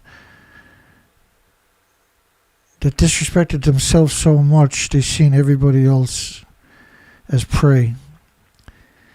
U.S. Representative Andy Ogle slammed for his kill them all response to Palestinian activists. Kill all the activists. Kill all the Palestinians. Because, AIRPAC, right, the lobbying groups. As Iran strike looms, Israel hopes for Abraham alliance, right? The arrogance of Israel to use the word Abraham is really special, actually. And so they hope for alliance with the United States and the United Kingdom, which they know they got. AirPac, their lobbying groups, 7,500 lobbyists. So if you're trying to get a politician to sway in your favor, you got 7,500 lobbyists, that's 7,500 phone calls, 7,500 emails, 7,500 people knocking on your door with a suitcase of money. Who do you think is going to win the battle? The conscience or the suitcase full of money? They're hoping for an alliance because they can't fight their own fight. It's okay when the people that they're attacking, right? It's all good when the people that they're attacking can't attack back. Netanyahu's gone rogue, right? And as long as there's a war, he's not going to get arrested. But the minute the war stops, what happens to Benjamin Netanyahu? He's going to be arrested, isn't he? He's out of politics immediately. The only thing keeping him there is a perpetual war. And he's so bloodthirsty at this stage. He's assassinating everybody, but anybody tries to assassinate him, and then that's a war crime in his eyes.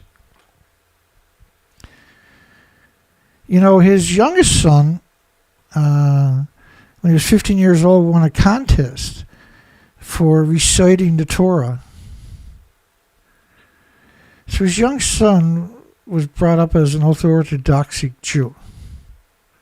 The headbangers, right? And then he uses that,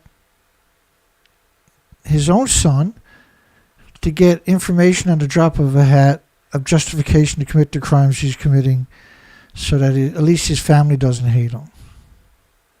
In fact, quite the opposite. His family is so firmly entrenched in that indoctrination that they go along with it. Israel dropped, this is January the 4th, 2024, the first month of this year. At that point, they had dropped the equivalent of 3 nuclear bombs on a country that couldn't do the same to them.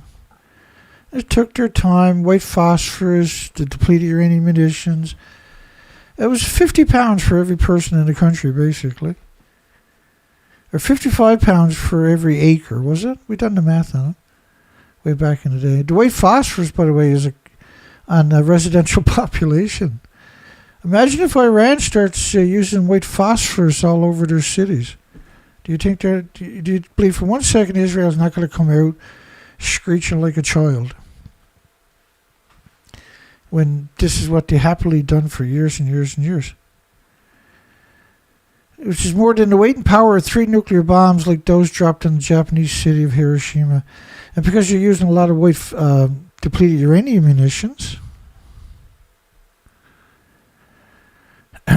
Israel warns Iran that it was about to strike. Really? Israel? Iran used to warn them, but I doubt highly Israel warned it. And this came from a dubious source on top of that.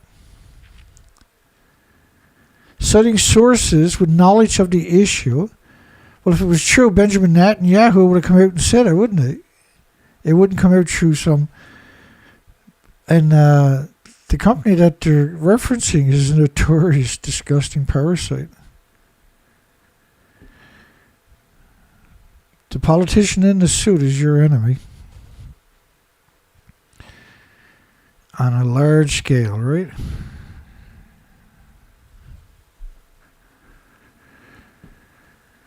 Israel will face proportional reactions, said Iran after the strike. No, that's their hope. If Iran only comes back with a proportional strike, Israel will learn nothing. The only way Israel is ever going to learn anything is if they got no fresh water, if they got no lights, if they got no port, if they got no bridges, if they got no access to sewage, if they know, right, then they'll learn their lesson. Then they're like, oh shit, this is what we've been doing to everybody Maybe I don't know if they're capable of having a moral compass, but that's one of the ways to find out. The tensions never simmered in the region. Now Iran says it's ready to respond to the act of aggression. No, Iran said we will respond, because otherwise there's no deterrent, and Israel needs a deterrent. And up to now, its entire legacy has been no deterrent. And so they're definitely overdue. The problem is, it's going to cause chaos worldwide. And they'll cut off all the oil worldwide to all countries. You'll watch the prices double and triple in a week. Where am I to here? Will a Israeli and Iran war cause destructive inflation worldwide? I mean, that's a pretty harmless poll, right? I'm not trying to be mean. I would have appreciated if people would have called in, but I know the Israelis are out there watching it. You know they are. They sit in silence because they can't win an argument either. They can't win the war against a real war machine. They can't win an argument against somebody who knows the proper response. It's quite interesting, really. We see this over and over and over with cowards throughout history. When challenged, the real cowardness comes out. And so why show a picture suggesting that Iran was struck but not show an explosion? I've never seen that before, by the way. In the history of these narratives, I've never seen a bunch of stories where they claimed there was an explosion. And normally, if they don't have a picture of the explosion, they would just fake it. They won't even do that. There's no doubt that Israel will face a proportional reaction for any action it takes. Now, it has to be disproportional. It has to be an incentive not to do it again. Because we're talking about actual nut jobs. Israel is insane. What they're doing to everybody else, if that happens to them, I think they'll all just go in their closets and turn the lights off and go suck their thumbs. Because they've never been in a position to be that vulnerable before.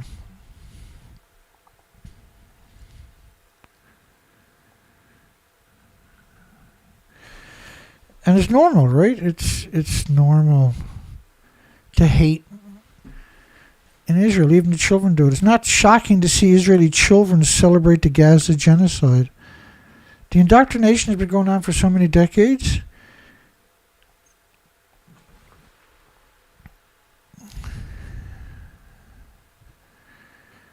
That's all we see out of them, isn't it? Just bear with me. This is probably one of the scariest things, not this story. They're using water as a weapon. But this story here, the video was created by an Israeli state-owned broadcaster. And they had a bunch of children singing, "Within a year we will eliminate all the Palestinians and we will return to plow our fields." So when you got children singing genocide songs, you're a failed society as it gets. And why would you expect any compassion from anybody else on the planet? Because clearly that's what they want, no compassion. They want the world to turn on them. And then they want the children, generationally, to accept that. And the ultimate is having kids going out singing genocide songs. You know, this society should be broken up, and they should be distributed back into society with education first. The Israeli army has warned Iran that it will pay a heavy price if it begins a new round of escalation. Well, the army said that and went down there and done nothing. So why should Iran give a shit about them? The real thing is Iran is going to pay a heavy price, isn't it? And if the Israeli nukes Iran, you're not going to stop what comes behind that. They got thousands of miles of underground tunnels and bases and missiles and drones. They've been building them for decades, and they're very clever, right? They're not backwards. They're not a third world country. They got money. They're intelligent. They've done their homework. They're effective. And Israel is about to find out that. And I don't know, there's two ways to look at it. Israel wants this. They want a genocide against themselves. You can't go down and attack everybody and not expect it to come back at you. But why have you got the United States and United Kingdom and Germany and everybody else coming out pandering for Israel? Because that's their proxies. That's part of the game, isn't it? Like Patrick Clausen said, it's hard to see how we can get to war with Iran. So it's best if somebody else starts the war. Israel's strike on Iran should be the end of it, says the United States. I mean, my God, the U.S. military, the crimes they committed for the Muslims, holy goodness. That has to come back at you at some point, right? Israel army kills top Hamas commander in the West Bank. Did he really think he's not going to be replaced? And then now he's a martyr to all the other. West warns Iran not to hit back as Israel launches revenge strikes. These weren't revenge strikes. They've been attacking the Muslims. They've been attacking the Muslims for so long. I mean, what they do all day to Palestine, what they're doing to Lebanon, is only because, I mean, these people are only trying to resist because they got no choice. If they don't resist, there's going to be a total slaughter. Israel just keeps slaughtering them, right? And anybody that resists, well, that's a terrorist. So why shouldn't the same shoe apply to Israel? Like truly one of the stupidest prime ministers when the United Kingdom has their share of them is this guy, who's a Zionist, by the way. Urges Iran not to respond to Israelis' airstrikes. Urges Iran. See, all of this should clearly be taken as a threat, which is more incentive, as far as I can tell, for Iran to strike them back. We know Iran's going to strike them back. There's no maybes about this. And this is just going to keep escalating at this stage. Israel ran away like friggin' children the weekend. They went down there. They didn't get any success. They ran away right away. They didn't keep trying. They didn't send in another wave. It only makes sense if this is what they wanted. Western leaders have warned Iran against hitting back against Israel after the first open strikes by the Israeli military against Iran. So it's the first time Israel has ever went down and attacked Iran. They've attacked them 100 different ways. They got land, sea, and air embargoes against them for decades, but Americans, right?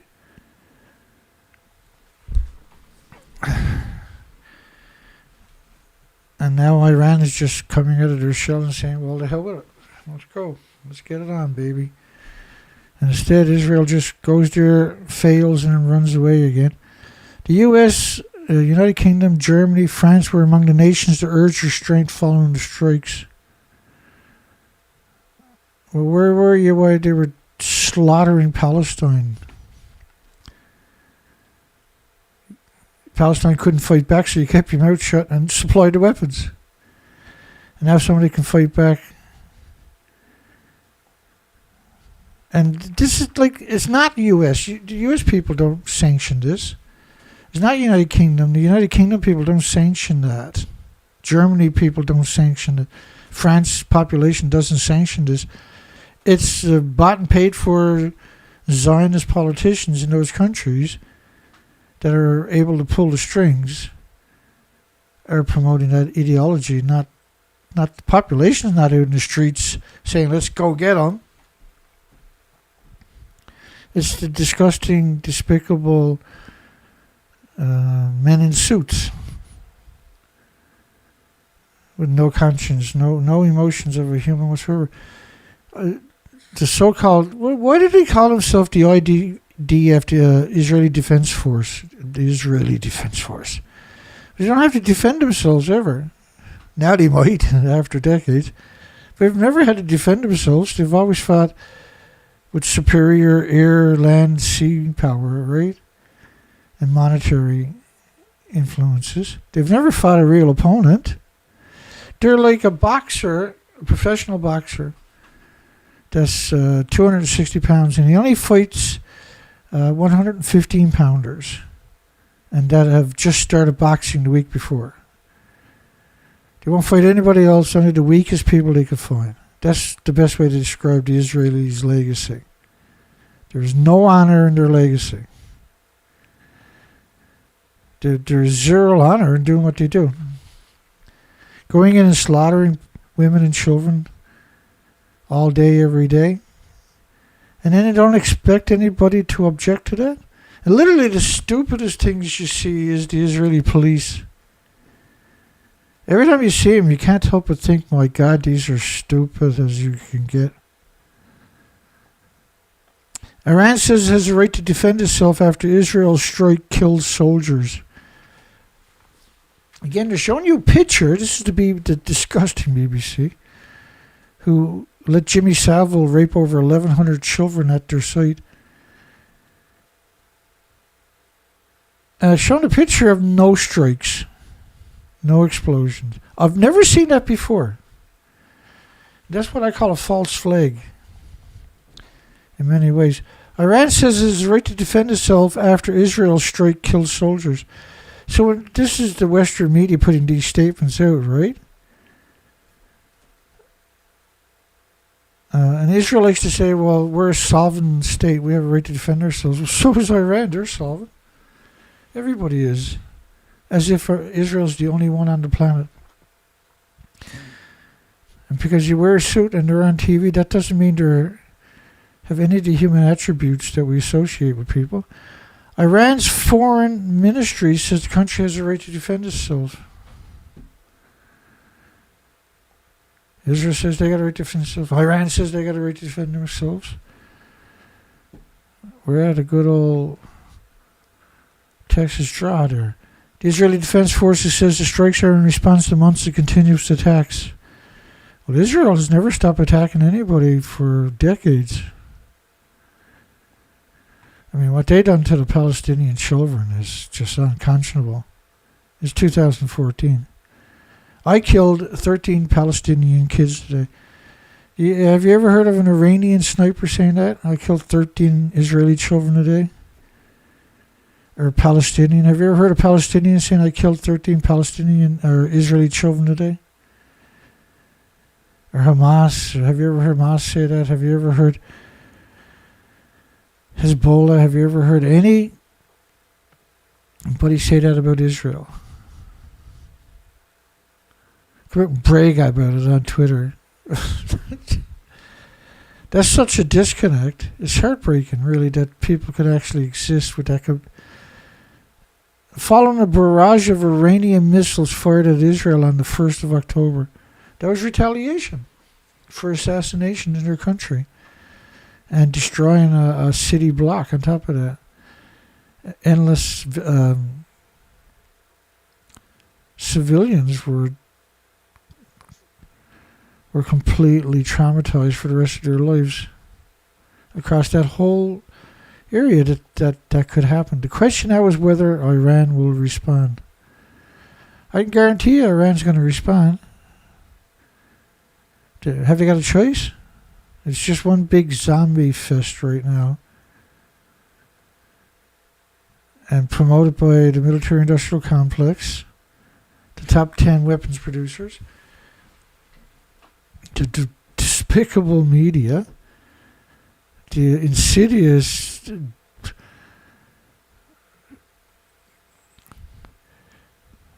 what the media does is sedition, isn't it? Well, a journalist is sedition. That's the definition of sedition, is a journalist. That's how sad of a planet we actually live on at this stage. The question is, will Iran respond? And the question is pretty clear, I think, isn't it? Yes, they will. That's a guarantee, baby.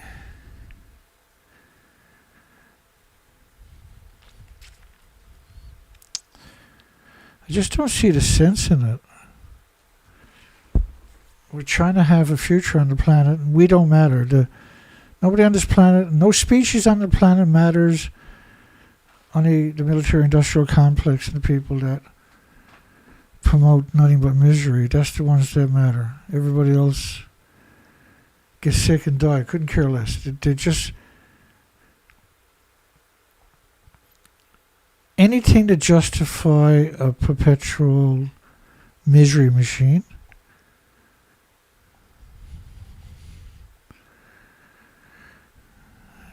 I don't know, sometimes.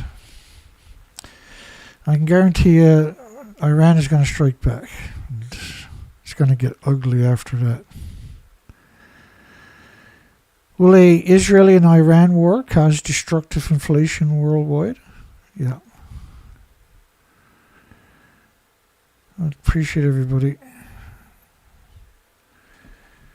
We've had a troll torturing us for over 10 years from Japan. We generally cover nuclear. We're definitely worried about nuclear in this equation. But after all the posturing and all the friggin' nut stuff we've seen, I'm concerned, right? I took Thursday off, just burnt out. And it was only the day that I started coming around. It took almost 4 days for me to... Because we've been at this a very long time. Sometimes I just run out of steam. I just run out of steam. And we had significant rain all weekend, heavy rains. And so I'm hoping tomorrow the weather breaks. I got a bunch of work I got to get done. I got lots of maintenance to get done. Winter's around the corner, right? I got a lot of responsibilities because we got a pretty big operation. It's a big fleet for the research and to get out there and do the species and everything. And we still got 14, 15, 16,000 pictures from our last research expedition to get through. I haven't forgot about it. I'm just dreading it. The radioactive fallout has wrecked our planet. And a nuclear war in Israel and Iran would be a great way to blame the mass species die-off somewhere else rather than the nuclear industry itself. Nuclear power plants in Fukushima, for instance. Yeah, guilt-free murder, warn him first, Dana Nasada says. That's the fact, isn't it? If you make it this far, don't forget to give us a thumbs up. Yeah, thanks everybody. Hooks for everybody. We're over 2 hours. I figured that might happen. I'm just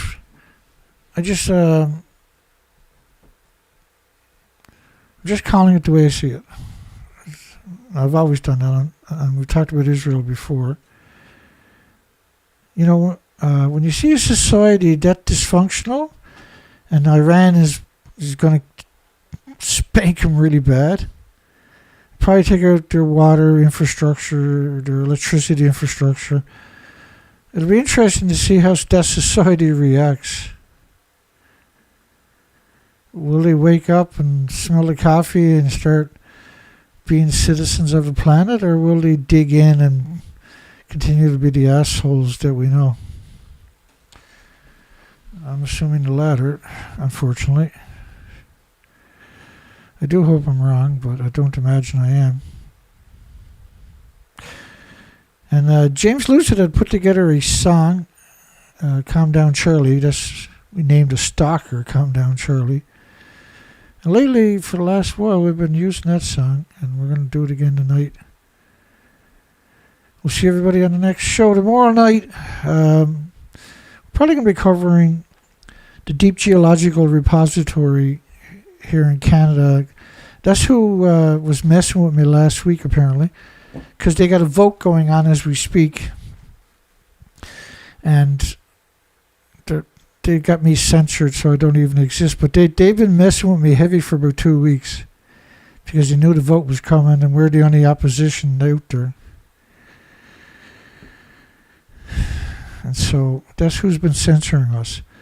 And so I really disrespect them for that one. Have a great night. Hugs for everybody. We'll see everybody on the next show tomorrow night. And hopefully there's no wars. Give it up, will you? You're just destroying everybody's future and your own. What's the point? And I got a feeling Israel is going to have to get humbled before they realize what it's like to be on the receiving end. And that's not going to be good for Earth, unfortunately. Have a great night. We'll see everybody on the next show. Take care, everybody. In the Tokyo Bureau, swirling smoke and neon beams. Chicago division, fueled by heated dreams. Calm down, Charlie calls in, voice smooth as silk. Says, Dana, you're dreaming, don't cry over spilt milk. On Dana Durnford show, the chatter's turning wild, but Charlie shoots it down with that cool cat style. Unit 3's no killer, no harm to see life. He chuckles in the static, cuts through the strife. Oh, calm down, Charlie, with his nuclear charm. He says starfish are just fine, there's no alarm. His words dance on airwaves with a confident glow. Calm down, Charlie steals the whole radio show. With a snap and a grin, Charlie's voice so clear scatters the dread, dispels all the fear. Mux didn't hurt, he croons with a sigh. Science is for thinkers, not a whim or lie. Though Dana and the crowd may shout and roar, Charlie's unfazed, he's heard it all before. His swinging rationale, like a soothing song, says, hold on to logic, we gotta stay strong. Oh, calm down, Charlie, with his nuclear charm.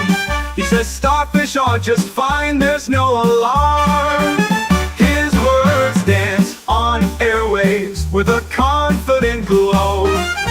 Calm down, Charlie steals the whole radio show.